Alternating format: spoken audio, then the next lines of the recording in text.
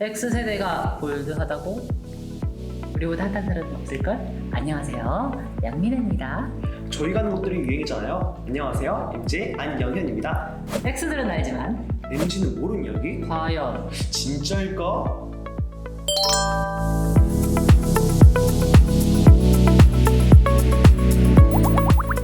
라떼 뉴스를 읽으면서 간단한 대화를 나누고 퀴즈를 풀며 정책의 변화를 알아가는 시간.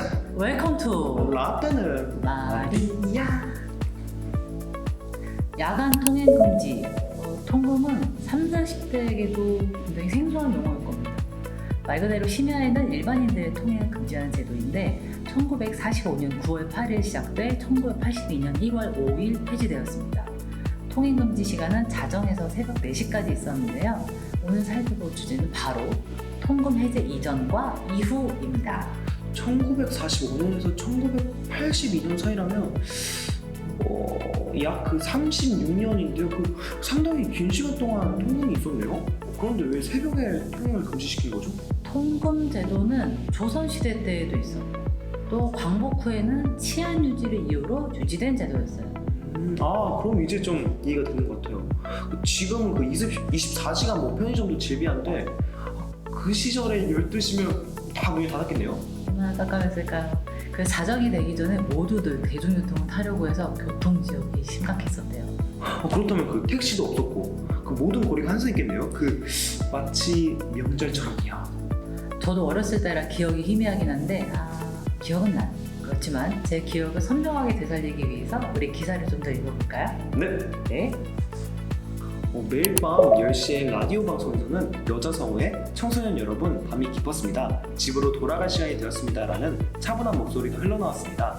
그것은 마지막 버스를 타야 할 시간이 멀지 않았음을 예고하는 것이어서 1시간 뒤부터는 막차와 택시를 타려는 사람들로 거리는 시끌벅적해지곤 했습니다.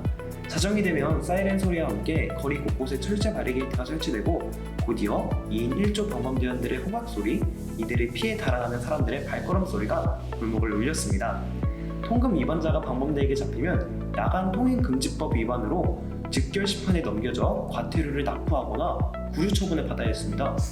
이 제도 시행 당시에는 항공기도 김포나 김해공항에 밤늦게 도착하면 착륙을 못해 일본이나 대만, 홍콩, 알래스카, 하와이 등지로 회항을 하기도 했습니다.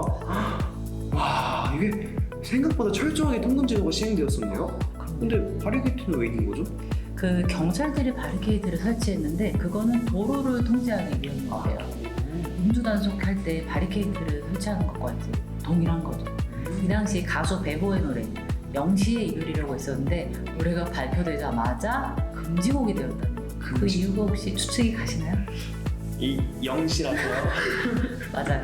남녀가 영시, 즉 자정에 다닐 수도 없는데 헤어지는 것은 통금 위반이었기 때문에 금지되는 거예요. 자정 넘어서는 그 비행기도 착륙을 못한다고 하니까 이별은 더더욱 안 되는 거겠네요. 지금으로서는 좀 상상도 안 되거든요. 그런데 그 혹시 통금 시간에 통행이 가능한 사람도 있었나요? 네, 있었어요. 관련 업무를 하는 공무원이나 경찰들은 통행증이 따로 있었죠. 그리고 만약에 아이가 밤중에 아프면 엄마들은 아이를 업고 바로 경찰서로 갔어요. 병원에 가야 되는 거 아닌가요? 맞아요. 근데 병원 가기 전에 통행증을 받아야 되기 때문에 경찰서에 가서 통행증을 받고 병원에 가는 거예요. 이게 저도 봤거든요. 그 검정 고무신 만화 아시죠? 맞아요. 거기에서 그 주인공 기영이가 너무 아파가지고 기영이 아버지가 네. 이제 약을 구하려고 이제 밖에 나갔다가 통금 시간에 걸려서 경찰들에게 쫓기는 장면이 있었어요. 그때는 왜 도망가지? 라고 생각을 했었는데 통금 제도가 이렇게 엄격하기 때문이었군요. 그게 그렇게 고증이 철저한 만화였네요. 몰랐습니다. 그럼 기사를 계속해서 읽어볼까요? 네. 국민의 기본권을 침해한다는 지적이 있어 통금제도의 폐지는 여러 차례 논의되어 1982년 폐지되었습니다.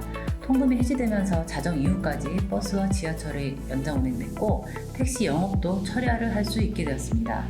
범죄율이 높아질 것이라는 우려도 있었으나 큰 혼란은 없었습니다. 자정부터 새벽 4시까지 돌려받은 4시간의 자유를 소화하지 못할 만큼 시민들의 의식과 역량이 낮지 않았던 것이죠. 또한 기대 이상의 경제적 효과도 있었습니다. 서비스 부문의 고용이 늘고 기업 성장과 소비 심리를 견인했고 비행기 이착륙 시간 제한이 없어지면서 관광객과 바이어의 입국이 늘어 1982년 7.2%, 1983년 10.7%라는 고성장을 기록하였습니다. 통금 해제가 경제적 성장에도 기여를 했군요. 아무래도 통금제도 있을 때는 영업을 못했는데 통금이 폐지되고는 백화점이나 시장, 24시간 영업이 가능해졌으니까요. 그리고 또 백화점이나 시장뿐만 아니라 심야 영화관도 개관이 됐었어요. 와, 예, 그렇겠네요. 이전에는 그 심야 영화관은 상상도 못했을 문화생활이었겠네요. 통금 폐지가 다양한 분야에서 이제 긍정적인 효과를 불러일으킨 것 같아요. 그전에는 이 통금으로 인해서 한국인의 일상에 만연한 빨리빨리 회식이 조급증 등의 사회적 관습에도 영향을 미쳤죠. 아, 그러네요. 이게 시간에 대한 강제성이 있다 보니까 빨리빨리가 될 수밖에 없습니다. 맞아요. 제도 하나가 막 사회적 관습에도 많은 영향을 끼친 걸 저는 오늘 배운 것 같습니다. 그렇습니다. 그럼 우리 이제 퀴즈로 넘어가 볼까요? 네.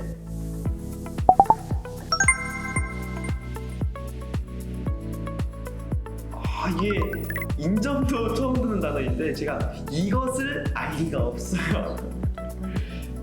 솔직히 저도 잘 모르긴 하는데요. 그나저나 합쳐서 세국을 하루에 61번이나 쳤는데 와, 이게 종치다가 날 새겠어요. 팔도 아프고. 근데 조선시대다 보니까 사이렌이 없어서 사이렌 대신에 쇠국을 쳤나 보네요. 알겠어요. 그러네요. 저도 이게 도저히 이것이 무엇인지 모르겠는데 정답을 확인해 보도록 할까요? 네, 좋습니다. 정답은 파로라는 단어도 이게 처음 들어요. 12월 31일 자정에 제알종 타정 행사 아시죠? 네, 알아요. 그 종로 보신각 말씀하는 것이죠. 네. 그 보신각에서 하는 그 타종 행사. 빙 하는 거 있잖아요. 알죠. 사실 타종 행사는 33번 종을 치는데요. 이 8호에서 파산되었다고 해요. 새로운 시작을 알린다는 뭐 그런 느낌인가요? 네, 맞아요. 바로 그거예요. 통금 폐지 기자 덕분에 타종 행사의 기원도 알게 되고 너무 굉장히 알차네요. 통금이라고 하니까 마치 최근에 있었던 코로나19 때 사회적 거리두기 그게 또 생각이 나는 것 같아요. 저도 사회적 거리두기가 좀 현재 버전의 통금이었다고나 할까요? 맞아요. 그때 6시 이후에 통금 이런 기사 봤거든요. 코로나19가 마치 아득히 먼 옛날 이야기 같네요. 저도 그래요. 근데 또 다시는 겪고 싶지 않은 시절이죠. 맞아요. 우리 관련된 내용을 한번 화면으로 보고 볼까요?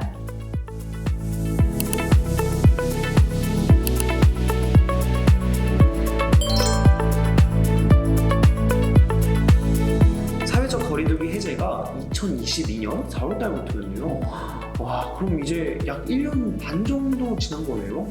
저 때는 정말 보이지 않는 감옥 속에서 막 자유를 뺏긴 느낌으로 살았는데 말이죠, 진짜. 시간이 진짜 빨리 갔네요. 그렇지만 이게 국민들의 안전 보장을 위한 최선의 선택이었죠. 맞아요. 한국뿐만 아니라 전 세계에서 사회적 거리두기를 시행했었잖아요.